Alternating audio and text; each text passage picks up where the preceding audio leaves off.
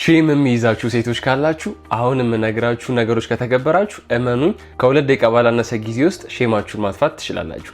ቪዲዮን ከመጀመሪያ በፊት ግን አካውንቴን ፎሎ ብታረጉ የምትጎዱት ነገር የለም፣ ይጠቅማችኋል። መጀመሪያ ሼማችሁን ከማጥፋታችሁ በፊት ያላችሁበትን ሁኔታ አንደርስታንድ ማድረግ በጣም ጠቃሚ ነው። ሼም ማለት ምን ማለት ነው? አንድ ሰው ያለውን ፖቴንሻል እና ካፓቢሊቲ እስከ ጥግ ድረስ ሳይጠቀመው ሲቀር ሰው ምን ይለኛል ብለው እንዲሁም ደግሞ ያደኩበት ማህበረሰብ ቤተሰቦቼ እንደዚህ ሁኚ ወይም ደግሞ እንደዚህ መሆን አለብሽ አንቺ ብለው ስላሳደጉኝ ነው የሚለው ነገር ነው። ስለዚህ አብዛኞቻችን አበሾች ስናድግ ሼመኞች ነን ቱ ሳም ፖይንት ማለት ነው። አንዳንድ ሰዎች በጣም ደፋር ናቸው። ስለዚህ ይሄ በጣም ኖርማል ኮንዲሽን ነው። ከራሳችሁ ጋር በጣም መጣላት መጋጨት የለባችሁም። ስለዚህ አሁን የምነግራችሁ ነገሮች ተግበራችሁ እንድታጠፉት አግዛችኋለሁ።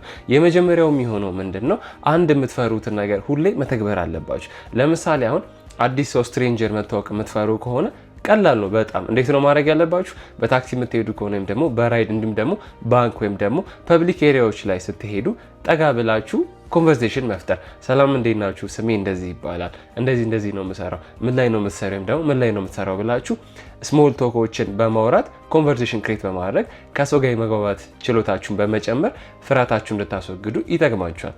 ሁለተኛው የሚሆነው ደግሞ ራሳችሁን ቻሌንጅ ማድረጋችሁን አትፍሩ። ብዙ ጊዜ ሼም ሲይዛችሁ አሁን ስልካችሁ ላይ ያሉትን ብዙ ድራፍት ቪዲዮዎች ስላሉ እናንተ ይጠቅማል ብላችሁ የምታስቡት ነገር ካለ እንዲሁም ደግሞ ካላችሁ ማንነትና ካላችሁ ዋጋ ጋር ይሄዳል ብላችሁ የምታስቡት ቪዲዮ ካለ ፖስት አድርጉት። ከዛ 200 300 ቪዲዮም ይሁን ዋናው ነገር ግን ፍርሃታችሁን ተወጣችኋል። ሰው ምን ይለኛል የሚለውን ነገር አጥፍታችሁታል። ሁሌ ሰው ምን ይለኛል የሚለው ነገር ለፖዚቲቭ ነው መሆን ያለበት እንጂ ለኔጌቲቭ ሆኖ ያላችሁን ፖቴንሻል ያላችሁን ችሎታ አምቃችሁ እንድትይዙት ሊያደርግ አይገባም።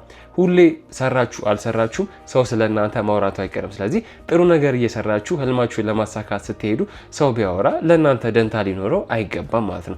ሶስተኛውና የመጨረሻው ሪፍሌክሽን ይኑራችሁ። ሪፍሌክሽን ማለት ምን ማለት ነው? ልክ አሁን ለምሳሌ መስታወት ላይ ሄዳችሁ ፊታችሁን አይታችሁ እዚህ ጋር የተበላሸ ነገር ካለ ታስተካክላላችሁ ወይም ደግሞ ሜካፕ ስትቀቡ መስታወት እያያችሁ እንደምታስተካክሉት ሁሉ ሪፍሌክሽን ይኑራችሁ ስላችሁ እንዴት ነው? ከቻላችሁ አንድ የምታምኑት ሰው ካለ የእናንተን ቤስት ሰልፍ ወይም ደግሞ ጥሩ ማንነት ማየት የሚፈልግ ሰው ካለ ሄዳችሁ እሱ ጋር የተለማመዳችሁትን ነገር በሱ ፊት ፕራክቲስ ማድረግ ወይም በሷ ፊት ፕራክቲስ ማድረግ። ከዛ አሁን ንግግር ሳቀርብ እንዴት ነኝ ወይም ደግሞ እንዴት ነኝ፣ ስለዚህ ያለሽን አስተያየት በግልጽ እንድትነግረኝ ይፈልጋለሁ ማለት ወይም ደግሞ እንደኔ አይነት ፕሮፌሽናል ሰዎች ስላሉ ስልጠና ወስዳችሁ እኔ ፕሮፌሽናል የሆነ አድቫይስ እና እንድትለወጡ አግዛችኋለሁ ማለት ነው። ይህንን አመት ሼማችሁን አጥፍታችሁ የምትፈልጉትን ነገር እንደምታሳኩ ተስፋ አደርጋለሁ። በጣም